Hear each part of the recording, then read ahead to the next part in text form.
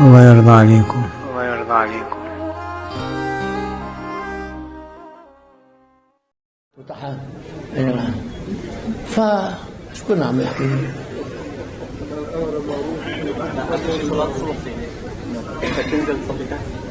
خلصت هي، خلصنا منها.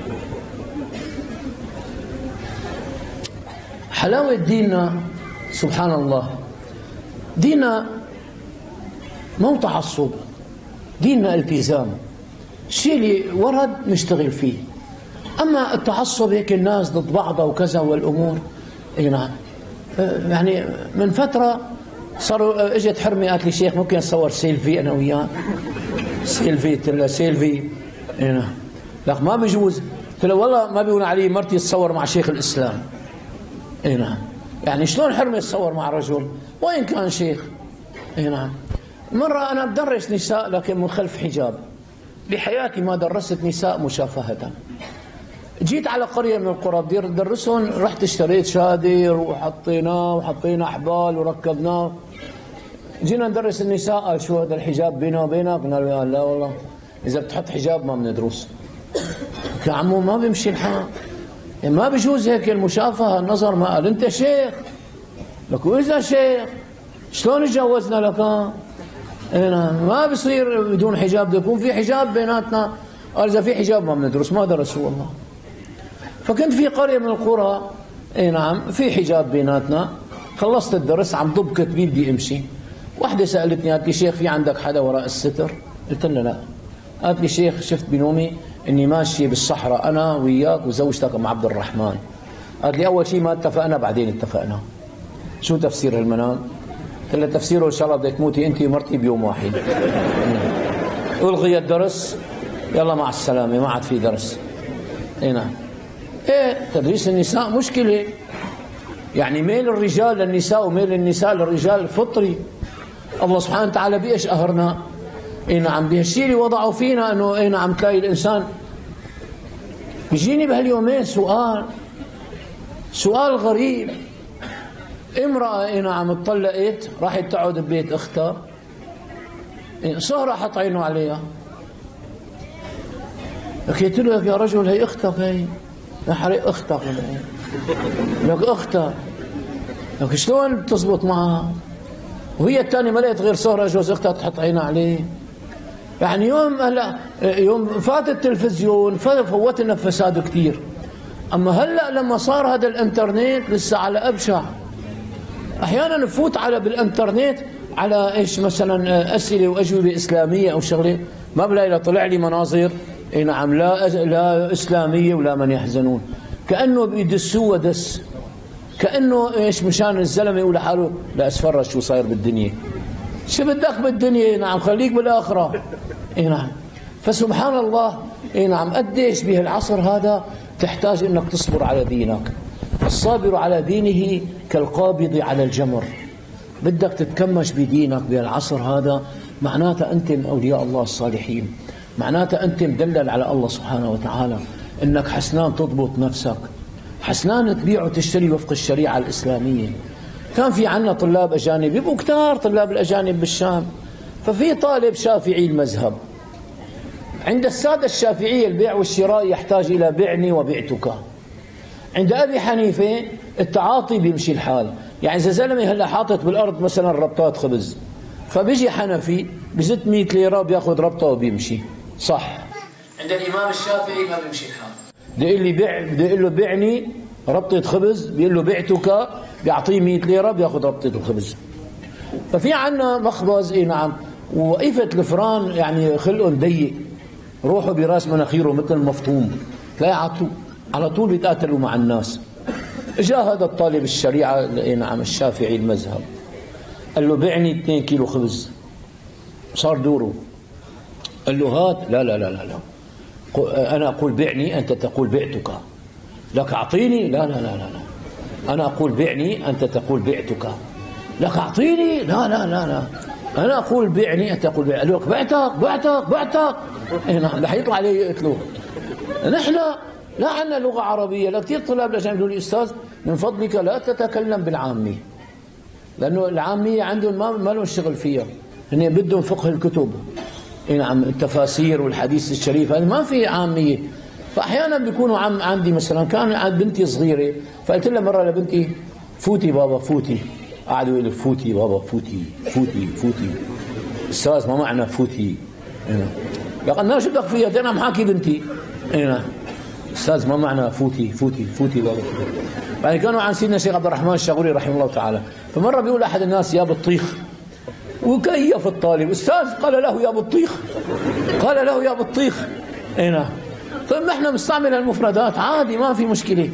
أما طلاب الشريعة سبحان الله اللي اجوا على بلادنا مشان يقرأوا العلم الشرعي فبيحاولوا بس ايش يتكلموا باللغة العربية الفصحى. احنا نتكلم لغة عربية فصحى تمشي وبتعرج. معظم كلامنا لا بينزل لا بأبان ولا بميزان ولا بتلاقي له أي معنى. كثير من الكلمات ما لها معنى. الكلمات اللي لها معنى الإنسان بده ينتبه منها. يعني إذا جالست أهل اللغة فاحفظ لسانك، وإذا جالست أهل القلوب فاحفظ قلبك. فباللغة العربية إذا قعدت مع أساتذة أو طلاب لغة عربية بدك تنتبه. مرة خطيب جمعة على المنبر نعم، فالقبلة هي اتجاه الكعبة مو الكعبة.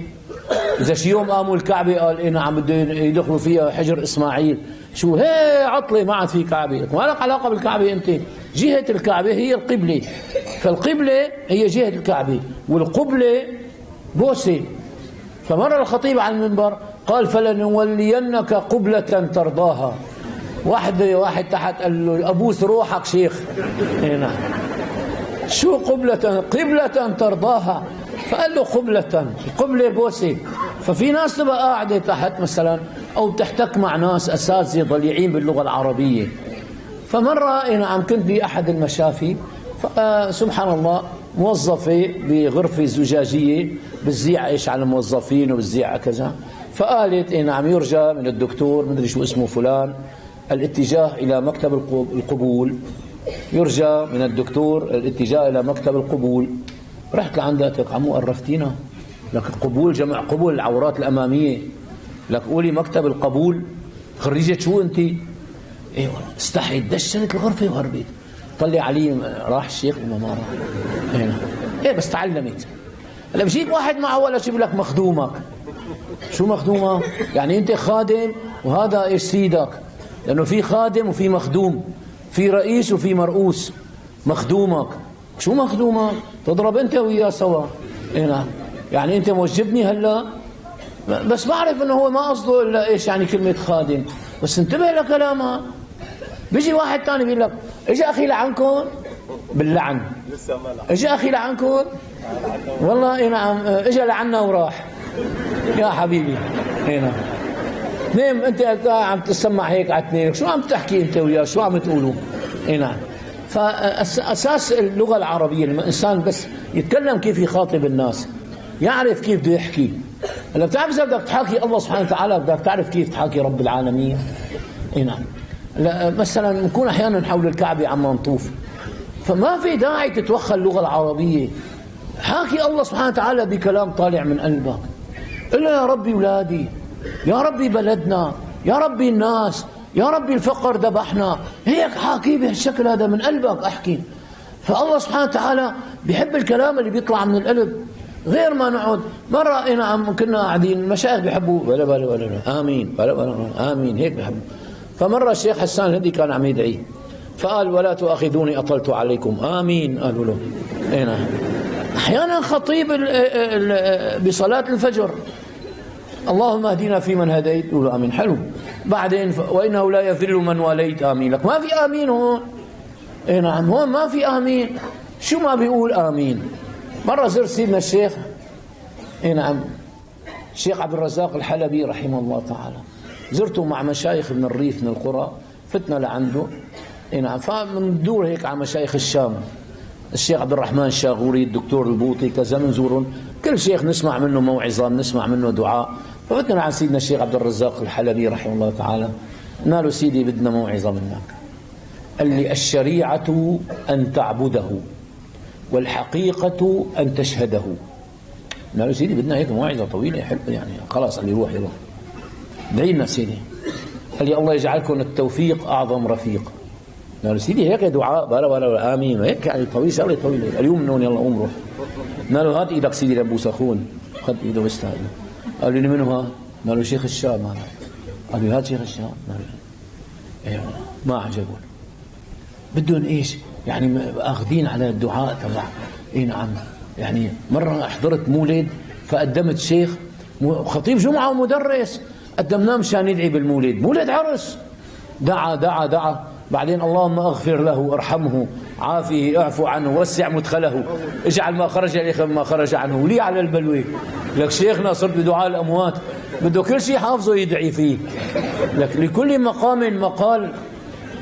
هذا مقام نعم زواج فبده نعم يعني بارك لهما بارك عليهما اجمع بينهما بخير. هيك من الادعيه. اما ارحمه يعني الزلمه على حاله رحنا ب60 داهيه شوفي خير ان شاء الله شيخنا شوفي هون. فسبحان الله يعني اذا جلست اهل القلوب فاحفظ قلبك. الله يرضى عليكم. الله يرضى عليكم.